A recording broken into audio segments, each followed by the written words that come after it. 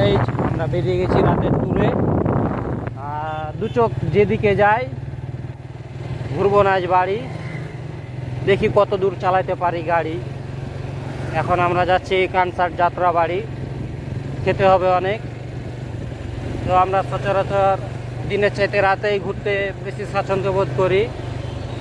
আমার সফর সঙ্গী বরাবরের মতোই আমার কাছের বলেন ভালো লাগা ভালোবাসা ভাই বন্ধু আমার চাচতো ইমতিয়াজ আহমেদ সাদ।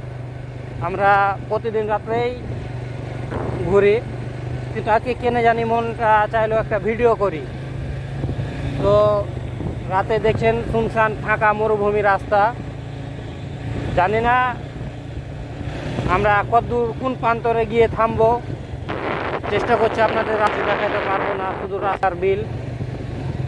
তো আসলে দিনের চাইতে দিনে তো ব্যস্ত শহর, গ্যাঞ্জাম রাস্তায়, গাড়ি ঘোড়ার আওয়াজ। রাত্রে ফাঁকা, দেখেন কোনোই নাই, নিরিবিলি, খুব সুন্দর, গরমও নাই, আবহাওয়াটা খুব সুন্দর লাগছে। আমরা বেরিয়ে পড়েছি, তো ভিডিওটা কন্টিনিউ চলতে থাকছে। আর আসলে ভিডিওটা বানাবার মূল উদ্দেশ্য ইউটিউবে পোস্ট করব।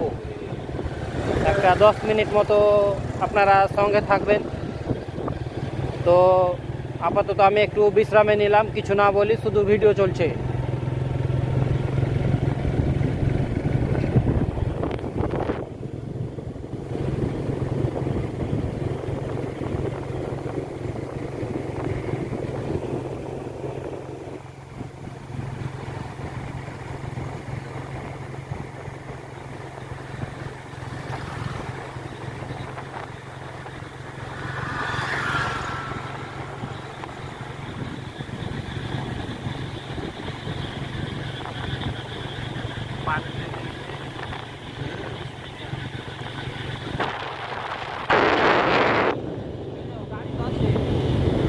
চলো তাহলে তাহলে শেষ করে যাই।